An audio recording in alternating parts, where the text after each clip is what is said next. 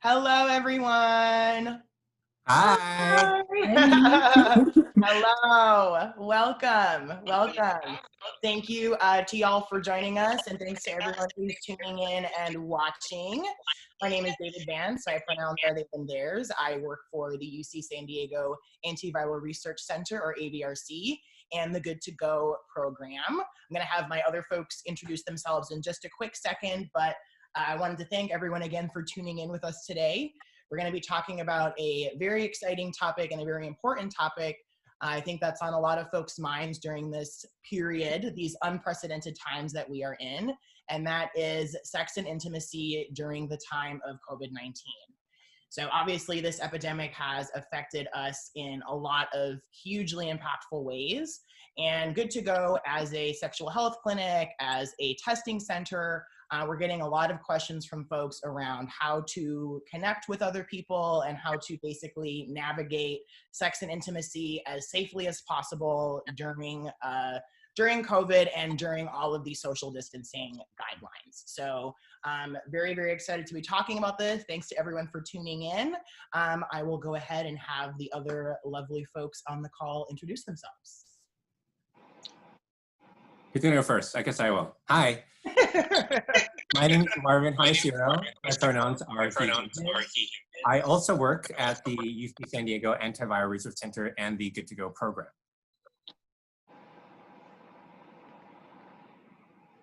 Baby. I guess you. Hi, I'm Baby Bagus Hood. I'm a community member and a local performer as well, and I guess I'm an activist. Yes, absolutely.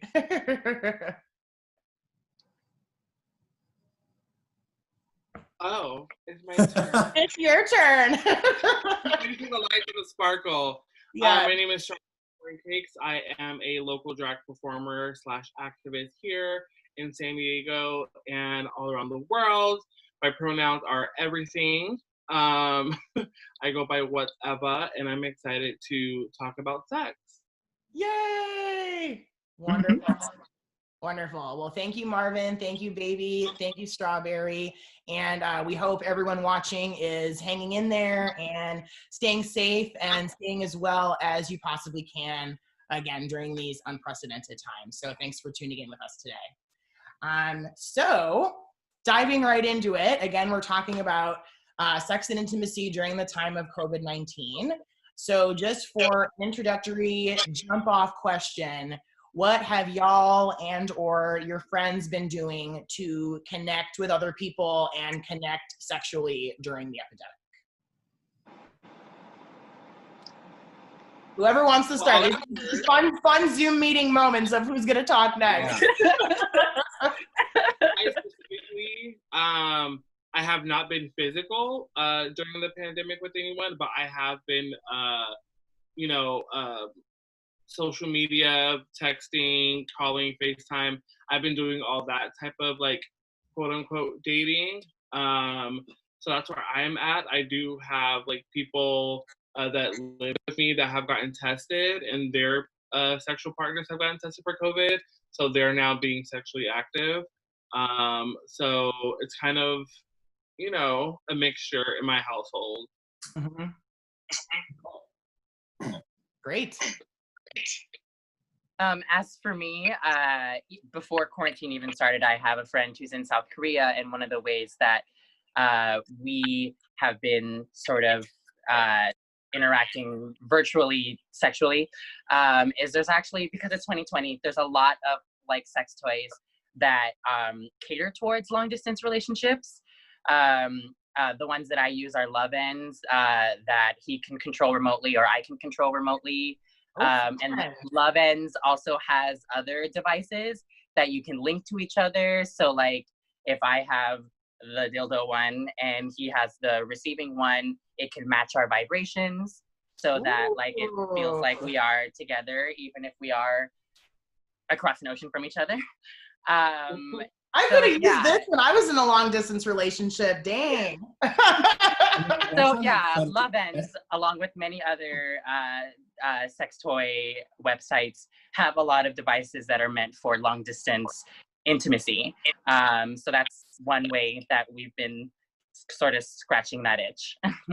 I feel like that would be fun regardless if you had to distance or not, you know? Yeah. If you had some partner that I'd be like using it, like if they're at work, I don't know, like something. I mean, Yeah. I mean, the box does say that you can have like private public play with it. Yeah. Not that I have ever done that ever. For no reason would I ever do that. Yeah. But yeah, no, it's kind of nice even when you're like next to each other or far apart, but it does work really well for social distancing purposes. So Yeah. I didn't so even know I mean, that existed. I have never been a sexter in the past, and I've told David some of these stories, but lately I've been very much sexting quite a bit. I don't send photos though, because you know, you never know where those things are going to turn up, and if I ever run into something one day, Yes. coming up. But just the other day, actually, I met someone on Tinder like a couple weeks ago, and we like started texting and talking, and we actually had a social distancing date. And so went over to their place and just sat in the backyard and drank wine and talked for a few hours. And I went home. And it was like a nice way to at least be face to face with someone, and not just virtually, but then still respecting each other's space. And then also it was kind of nice too, because it wasn't just like jumping into sex on the first date, like sometimes I normally do. Mm-hmm. It was kind of neat. I mean, it was able to, you know, have that interaction. You can kind of feel body language and see like that kind of thing that you can't always get by texting or by phone calls, right? So, but still having to respect each other's space. So it's cool. Yeah. I think that is the absolute cutest thing. And I'm so glad that you went and did that. And I'm gonna tell all the people about that, because I was talking to a friend a couple days ago, and she was like, I've been talking to this guy on Tinder, and like I feel like we're really hitting it off. And she was like, is it weird if I ask him if he wants to have a FaceTime date? And I was like, no. I was like, not at all. I was like, that's the kind of stuff we're doing these days. So FaceTime dates or like social distance Tinder dates. Yeah, I love it. That's super cute. This isn't explicitly necessarily sexual, but it's like a connection and intimacy thing, I think. But something that I've been doing is sending snail mail back and forth to people. I feel like getting handwritten letters and or mail from people always just feels so personal and so intimate, and like just that they really cared and took time out to do that. So I've been doing that with some folks, and even that is like a fun, like throwback way to connect with people in different ways that I think we don't normally do. So no, I love that. It's so nice. It is nice, right? You get like a nice handwritten card or like who doesn't love getting handwritten cards or letters? Yeah. So it's just now I have to be like, I don't have your address. Right. Yes. Cute. Great. So as we kind of have been talking about, hooking up the way that we normally hook up doesn't really fit in with the current guidelines around quarantining and social distancing, right? So I think a lot of folks are aware of that, but we also are aware of the fact that plenty of folks are continuing to hook up and continuing to have sex amidst the epidemic.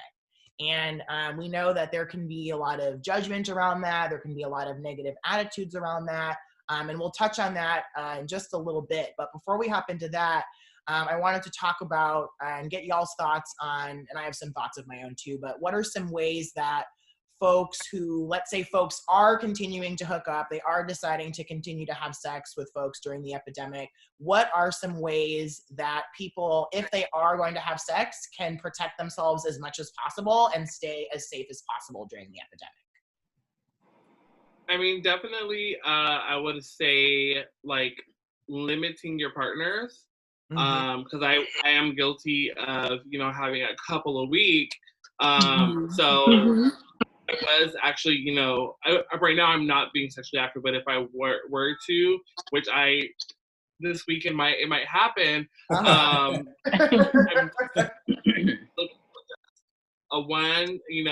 a Corona Bay, as some of you say, and also, you know, just follow, like, you know, the regular, use a condom, you know, use whatever, like, you know, protection that you can. Make sure you're still on PrEP, because I know a lot of people are like, oh, well, we're locked in for da da da da, like, I'm not even gonna take my PrEP. It's like, no, keep taking your PrEP, boo. Like, you know, like, keep staying safe. But yeah, so just like kind of limit yourself to as low as a number of partners as possible. Oh, wait. Oh, I You know, forgot. I mean, hygiene has to do with it, you know, also. You know, like kind of secretly or not secretly, like, screen your partner. Like, do you work? What do you work at? Have you had symptoms? And, you know, of course, people are gonna, like, kind of like lie, but it's like I thread the people out, you know, just like for instance on Grindr, I don't party and play. But when people are like, "Oh, do you party and play?" I'm like, "Yeah, I do. What's your choice?" And they're like, "Oh, I like this. Okay, bye." You know, so ways to kind of like screen the people. Yeah, totally. Yeah, and having just like open, honest conversations with them about, yeah, like what your situation is. Are you social distancing? What people have you been seeing? Yeah, totally. Also, brief note on the PrEP. I want to second that. I've heard a lot of folks entertain the idea of stopping taking their PrEP, and obviously, you know, PrEP use is completely a personal decision. But I've been really, as much as possible, trying to encourage folks to continue taking their PrEP if they can. I actually I had a friend a week or two ago, and he was talking to me about thinking about stopping taking his PrEP, and I basically convinced him to stay on it. And literally 2 days later, he ended up hooking up with someone. Yeah. Exactly. Mm-hmm. I mean, So, not every sexual encounter is planned, right? Right. So, right. You know, you want to be better safe than sorry in a way. Right. Yeah. Absolutely. Yeah. Yeah, I think going along with what Strawberry said, I mean, like, definitely keeping, I know I have different groups of friends, some that are being very strict about social distancing, so have not been engaging in sex right now.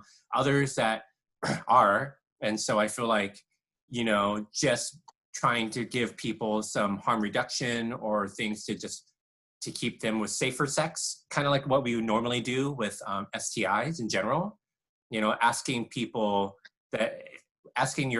potential sex partners, you know, how many other people have they been seeing? Are they having sex with others? You know, what types of safety protocols or measures have they been taking to protect themselves from STIs as well as contracting COVID, right? So it kind of goes hand in hand in a way. And I think that way you can make an informed decision about what you're comfortable doing, what you're willing to do. That way, you know, you know, you want sex to be a positive, enjoyable experience. So you want to make sure that if you're going into it, you're doing it with all the information that you need. Yeah, absolutely. Yeah, I think, yeah, the ideal situation, if you're going to continue to have sex or hook up with folks, the best and safest sex partner is someone who lives with you. So if you have someone who you live with, whether it's a partner or a friend or whatever, My mother? Huh? Is that my drag mother? Yeah, exactly. You know, you never know. I mean, yeah, we're very free flow. Yeah, so ideally, you know, the best sex partner is someone who lives with you. And then if you're gonna be having sex with folks who are not living with you, yeah, ideally you would want to keep the number of sex partners that you're having as small as possible. And I really like the idea, yeah, of just having open, honest conversations with folks about, have you been social distancing? What is your life like? Just getting a sense of the other human interaction that this person is having, so then you can make a decision on what you're personally comfortable with. Mm-hmm. Yeah. Also, I think something that I know a lot of people have been doing is just being on Grindr or being on hookup apps and not necessarily hooking up with anyone. Like it can be fun just to be on Grindr. Yes, Miss Corncakes, yes. Like it can be fun to just be on Grindr and exchange photos and exchange messages and like feel a little sexually validated and like get a little hot and bothered from people without actually having to hook up. So you can also be on the apps without actually hooking up with folks. Yeah. Yeah, I feel like when we had like our pre-meeting, I was speaking how I've been posting a little bit more on my Twitter because I am very body positive, sex positive. So I've been posting like freely about like my body because I do miss that like that attention that like you know like Totally. like see like feeling my oats and shit. Yeah. Although I do feel my no matter what. Yes, of it course. is like, you know, someone, you know, acknowledge it. Mm-hmm. I feel And you. it's really helpful right now that like if you're cheap like me and don't pay for the like subscription on Grindr, they like really frequently do like the like, you know, look at 600 more profiles or like explore is free for like 3 days or whatever. So like they've been like doing that a lot, especially because of the virus. So people have been messaging me from very far away. That's cool. Yeah. Yeah, I saw that. Yeah, I saw that they were doing the free like temporary like free Grindr Extra, which is normally like pretty expensive, right? It's like $25 a month or something like that. Wow. But yeah, also I know like Pornhub is giving out a free premium subscription for a month. I think a couple other porn sites are doing that too. So yeah, it's cool that some of these hookup apps and porn sex related sites are giving people like free membership as a quarantine social distance reward. You know, that reminds me. Actually, I have a couple friends that do like Cam 4. And they do Cam 4 like normally, just because they like to have that and their partners, and they do that together on Cam 4 in order for other people to kind of like watch in and be trained and stuff. And they did that previously, and I feel like that'd be a great thing too, because then you can still kind of have that scratch that sexual itch, and also still have that engagement with people live, right? Yeah. Not passively by likes and stuff like that. And you can see them one-on-one, and then people can tell you like what to do, and it's still a little bit of maybe that anonymity, and the little bit of freaky kind of thing, you know? Like, yes, I mean, exactly. I'm pretty vanilla, so I don't. We always joke about how Marvin's kink is being vanilla. Yeah, I think vanilla is a kink. It is a flavor. So yes, it is. There has to be one in every 4. Yeah, exactly. Right. Exactly. And I will gladly wear that crown, that vanilla crown. I'm okay with that. Yes. I love it. I love it. So as I mentioned earlier, so we were just sharing some ways that folks can stay as safe as possible if they are going to continue to hook up during the epidemic. But we do also know that there's a lot of, surprise, surprise, there's negativity and judgmental attitudes around sex. Obviously, we're very familiar with this. This is something that unfortunately our community in particular has to deal with a lot of the times. And I think now is no different. There's a lot of judgment and negative attitudes and just negativity in general that is being directed at folks who maybe aren't being super strict about social distancing, maybe are continuing to hook up. And while there's a part of me that understands maybe where some of that can come from, I also never think it's beneficial or the best thing to do for our community to bring more stigma and negativity around sex into our community. So I think the next question is, what are some ways that we can fight and combat the stigma and the judgment around folks who are continuing to hook up and have sex during the epidemic? And what are kind of some general thoughts we have on that topic? Well, I was somewhat guilty of like being somewhat negative. So like when all this first started, they started shutting down places. I was like, okay, this is a movie. The Purge is about to happen. Like, Yep. so when I had, you know, I say I'm on Grindr and Tinder like for attention, of course, and if something comes from it, cute. But when the messages were coming in kind of like extra, like, hey, like, da da da, like wanting to hook up, and I was just like, like back up. You know, I even, you know, took some screenshots of guys being extra and I posted it on Facebook, and I like was like, you know what, I should have done that because it's like there's might be other people that are still hooking up, you know, and it's like, um, it's hard to like think about like I've had a couple of people pass away from the pandemic and a couple of people that are still fighting it. So that's kind of why I was kind of just like, no, like what are you doing? Yeah. So that's where I'm coming from. But at the same time, it's like, who am I to police someone else's social distancing or someone else's sexual encounters because I don't know what their situation is. You know what I mean? So that's why I kind of stopped and like I kind of put myself like in a position of like, let's say I was hooking up with someone and you know, or like people do see my face on Grindr and like the green little light is on that says I'm online. Like, are they judging me? Like, I wouldn't want to be judged because I'm not actually going out to hook up with people. I'm just on Grindr chatting with people, exchanging, you know, some new photos, you know, like getting to know each other. So it's like I shouldn't, you know, jump to judgment and start like quote unquote like slut shaming people. But at the time, you know, just kind of like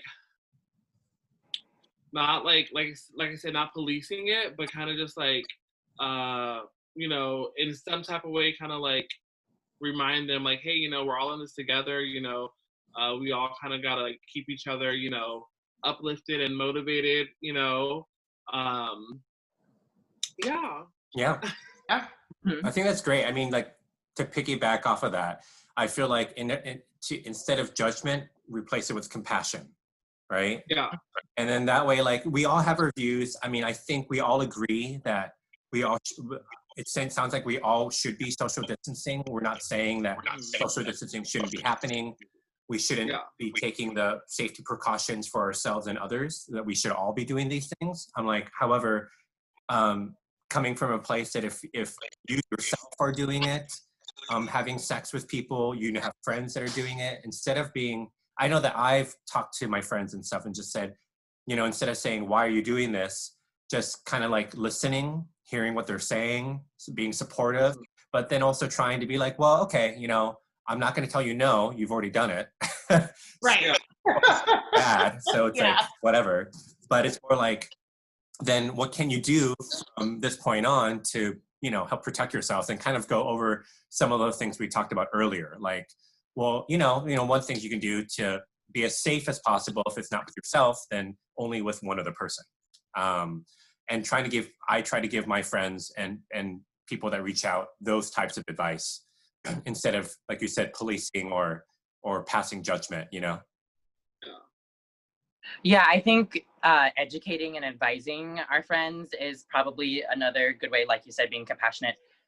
Just because, like Strawberry, I was reticent at the when it first started happening, because I had a friend who was continually hooking up with a lot of people through Grindr and ended up contracting the virus. But he stayed home and he's young and healthy, so like it passed and he's fine now.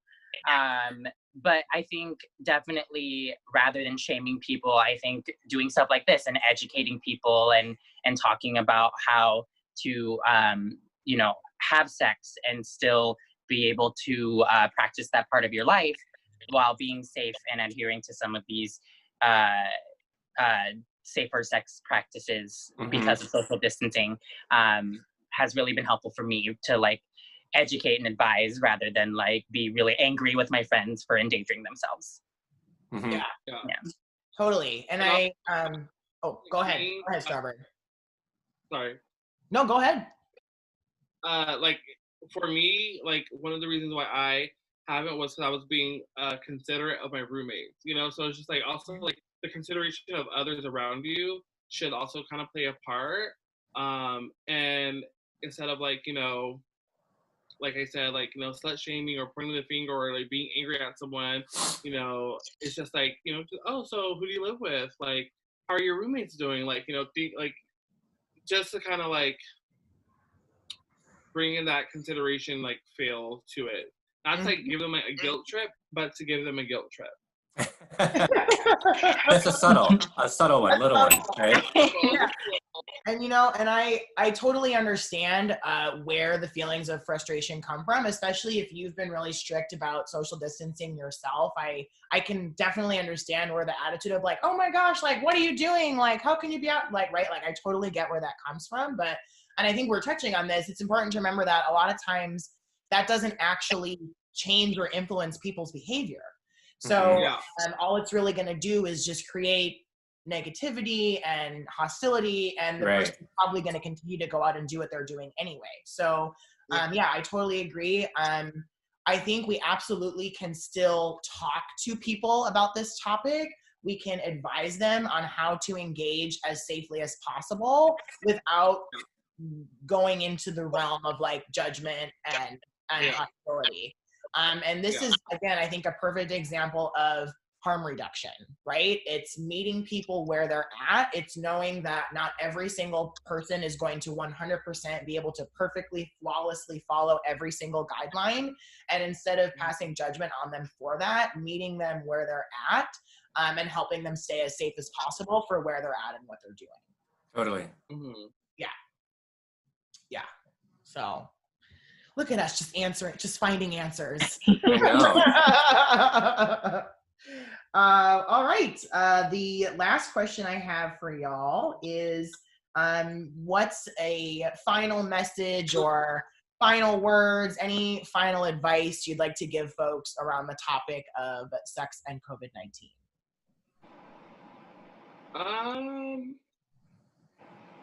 I mean, just to stay safe, you know, that's a really, really, really, really big one.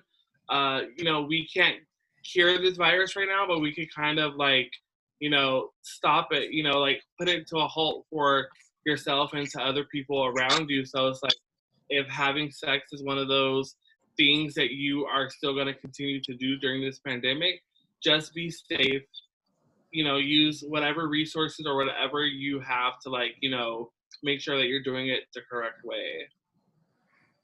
Yeah. And like we were just saying about like, you know, not slut shaming your friends and wanting to come from a compassionate and advisory stance. Connection is what we're all kind of craving right now because we have to be social distancing. So just be kind to one another. I think would be what I would leave people with instead of like pushing people away and judging them for their choices in this time. I think being kind and compassionate to one another right now is something that we really need to help us pull through this time. Yeah, totally. Yeah. You know, I think what comes to mind is something my mom always taught me is think before you act. Right? And so something where I know we all have sexual urges and we want to fulfill them.